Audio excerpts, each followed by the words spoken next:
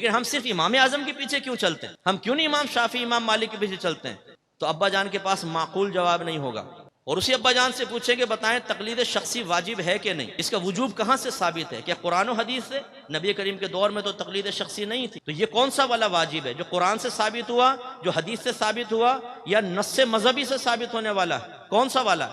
ہماری جانے والا نص مذہبی، یہ مصطفیٰ نیا نیا نام سنا ہے، پتہ نہیں کہاں کہاں سے چیزیں نکال کے لے کر آ رہے ہیں۔ اب اسی طرح جمعے کی نماز کے بعد بچہ پوچھ لے ابا جان ہم کیوں ہاتھ باندھ کے کھڑے ہو کر اجتماعی طور پہ اردو میں صلاۃ و سلام پڑھتے ہیں، کیوں، کیا اس کی شرعی حیثیت ہے؟ تو ابا جان صرف یہاں سے ہاتھ نکال کے اس کان پکڑ کے یوں جھٹکا دے گا زور سے۔ ہم بھائی بتاؤ، جواب دیں اس کو، آپ نہیں سمجھائیں گے تو کون سمجھائے گا؟ کیوں کرتے ہیں آپ ایسا؟ سمجھائیں آپ، جو آپ کر رہے ہیں میں یہ نہیں کہہ رہا ہوں کہ وہ غلط ہے، میں یہ کہہ رہا ہوں کیوں کر رہے ہیں یہ آپ کو معلوم ہونا چاہیے، جو نظریہ ہے آپ کا، عقیدہ ہے، اس کے بارے میں آپ کو معلومات ہونی چاہیے۔ کیا نبی کریم صلی اللہ علیہ وسلم کو عالم الغیب کہہ سکتے ہیں؟ عالم ماننے جاننے والا، غیب مانے غیب، غیب کا جاننے والا۔ آپ کہیں گے عام آدمی کہہ سکتے ہیں، لیکن یاد رکھیں کہ معانی سمجھتے ہوئے نبی کریم کو عالم الغیب کہا تو دار اسلام سے خارج ہو جائیں گے۔ کون سا معنی سمجھتے ہوئے؟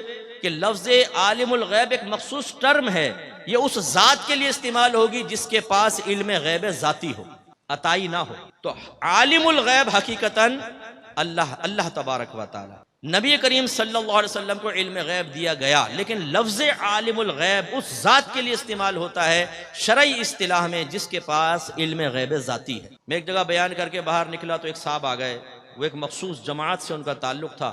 انہوں نے کہا کہ آپ نے بھی بیان کیا تو اس میں ایسی اپنے حدیثیں بیان کی جس سے ایسا لگتا ہے کہ نبی کریم صلی اللہ علیہ وسلم کو علم غیب حاصل تھا۔ میں نے کہا جی، کہنے لگا میرے پاس دلائل ہیں کہ آپ کو علم غیب حاصل نہیں تھا۔ اس نے ایک ڈائری کھولی، اس میں آیات حدیثیں بہت ساری۔ میں نے کہا میں بعد میں اس پہ بات کرتا ہوں، پہلے مجھے بتائیں غیب کس کو کہتے ہیں۔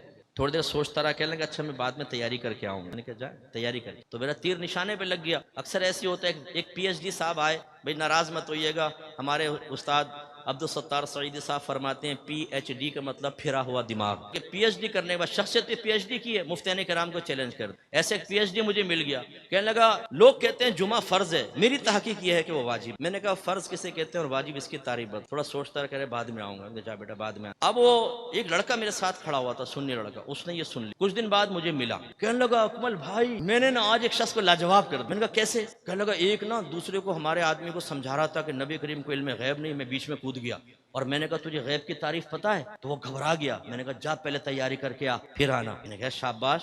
کہنے لگا لیکن میں ڈر رہا تھا کہ مجھ سے نہ پوچھ لے غیب کی تعریف کیا ہے۔ کمال دیکھیں آپ، یہ ہے ٹناٹن سنی۔ عقیدہ بیان کروں گا، عقیدے کا دفاع کروں گا، تشریح خود نہیں آتی، وضاحت خود نہیں آتی، معرفت تامہ خود حاصل نہیں ہے۔